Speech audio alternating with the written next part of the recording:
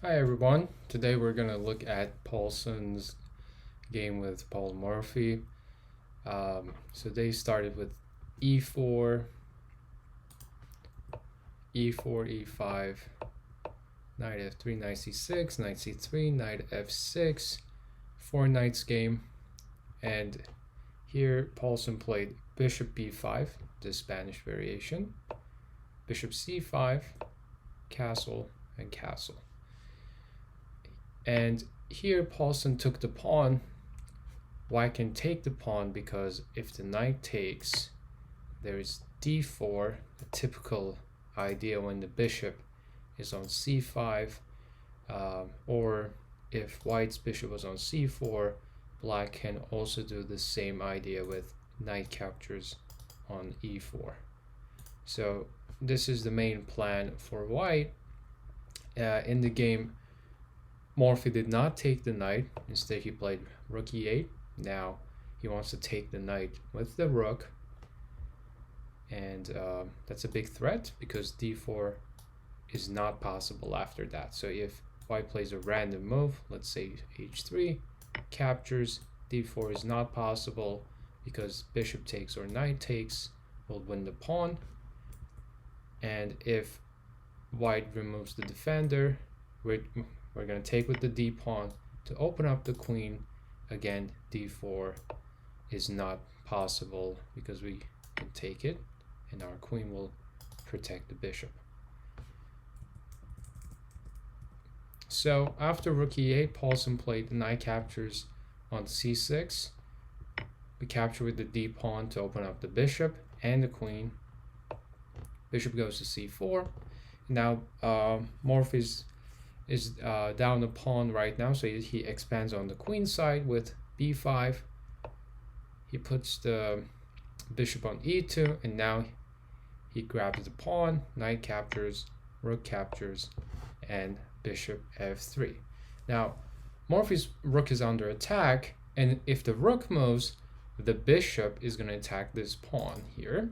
So that's why Morphy, when he plays the rook, he needs to protect the pawn. So he plays rook e6, and here Paulson plays a very bad move, which is c3. It's not a bad move because of any tactics. It's a bad move because positionally you don't really want to put your pawns on the same color as this bishop. But Paulson's plan is pretty simple. He wants to play d4 and have this very nice center, and later he can move the bishop out to either f4, maybe e3, and he will have a good position. But it's a blunder because now Morphy plays the best move. In order to stop d4, he puts his queen and blockades the d pawn, and this is a big problem for white because there's no good way to kick the queen out from this square.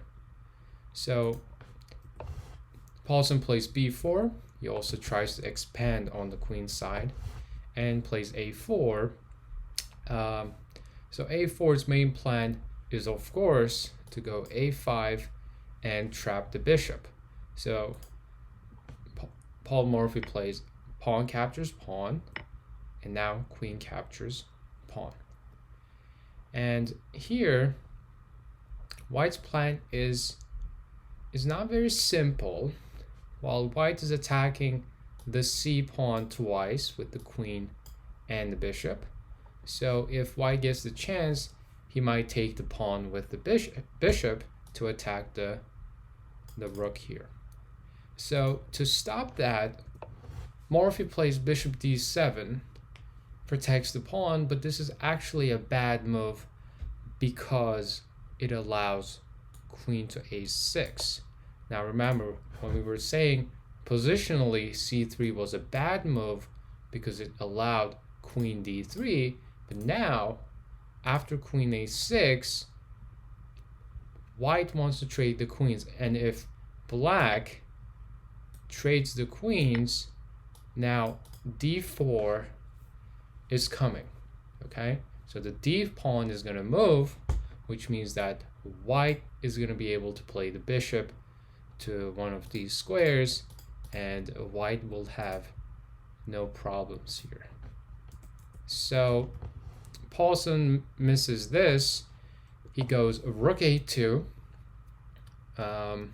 Most likely he wants to trade on c2 for some reason. So here Morphy just brings the most inactive piece into the game and doubles up the rook. And of course we know that now queen c2 would be a really bad move. I'm going to give you 5 seconds to think. So it would be a bad move because after this, rook a to e8, there are 2 rooks on this open file, which means that black can capture the rook and then checkmate on e1. So that's why Paulsen decides to do the main plan, which is queen a6, but it's 1 move late. And now, since both of the rooks are very active, this bishop is also very active, pinning the f pawn. Now Morphy decides to go all in. So again, I'm going to give you 5 seconds. You can pause your video. What should Morphy play here? So here, Paul Morphy played queen captures bishop, sacrificing the queen to open up the king's castle. And when the pawn captures, as we can see that this king is open, which means that our rook can give a check. That's not just a check, because now the bishop also opens up, so he can bring the bishop into the attack with bishop h3. So the bishop attacks the rook, but that's not Morphy's plan. The plan is, let's say white plays d4. Morphy is going to play bishop g2. White has to play king g1, and then he's going to capture the pawn. And after bishop blocks, rook captures. That's going to be a checkmate. So white has to stop this mate. If white plays rook g1, for example, looks like it stops bishop g2. Of course, black can still win with bishop g2 here, but the simplest way is rook g1, king g1, and rook e1. Not a checkmate yet because the queen can block. And after the queen blocks, rook captures on f1 will be a checkmate. So here in the game, Paulsen played a rook d1, tries to not lose the rook, and the rook is controlling these the back rank squares. So here Morphy played bishop g2, king g1, and bishop captures on f3. Now the king has to go to f1. And again, let's pause our video to try to find black's best move here. So black's best move, which Paul Morphy did not play in this game, is rook to g1, g2, trying to go after this pawn.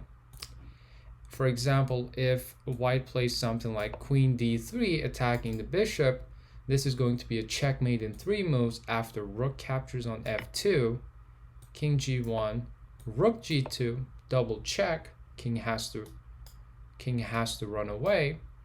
And when the king goes anywhere f1, we have a checkmate on g1. And if the king goes to h1, again, a checkmate on g1, since it's a double check. So if we go back and try to find a different way for white to save this pawn, would be d4. d4 seems like a very good move because it not only protects the f pawn, it also stops the bishop's attack on the f pawn. Now this loses because of rook captures on h2, and white cannot really stop rook h1 checkmate. If white plays king g1, there's rook h1 again, will be a checkmate. That's why rook g2 would have been the best move, but instead Morphy goes for bishop g2, king g1, and bishop h3. A very nice bishop maneuver to grab the f pawn and get to a very similar position where the f3 pawn is gone. And now he captures the pawn on f2, threatens a checkmate in one with bishop g2. So white actually has only one move to stop that, which is queen f1. And here he captures the queen, rook captures bishop, and now he says, okay, my bishop is active, my rook is active, this rook is not active, so I will play it to e2, also protect the bishop. And after rook a1, which does nothing here, just unpins the pawn, so we know that white wants to push the pawn somewhere, maybe d3 or d4. Let's see what happens. Paul Morphy plays rook h6, a very nice move, targeting the h pawn. And after d4, he plays a very nice move again. You can pause your videos to try to find the answer. So he plays bishop to e3, saying that, okay, I will stop your bishop's attack on my rook, and I will also open up my rook. So if you capture my bishop, I will not even capture your bishop. I will go for a checkmate in 2. So that was his plan. And of course, if white does not capture the bishop, white really doesn't have a way to stop this. Maybe a move like this would stop it, but then we can capture this with the rook, bishop captures, and simply this is gonna win the game. Now there's no checkmate. There's no checkmate with rook here because the king will run away like that, but this is still winning. We can just trade the rooks, and this endgame is winning, of course. The rook is very strong. But instead, the best way to do this will be this way, because after we win the rook, our rook doesn't get captured by the king, it will get captured by the bishop, which means that we can capture the bishop back.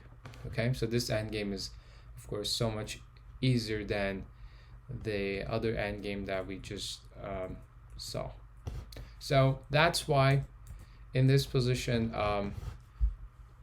Paulson resigned, because there's nothing he can do to win this game now.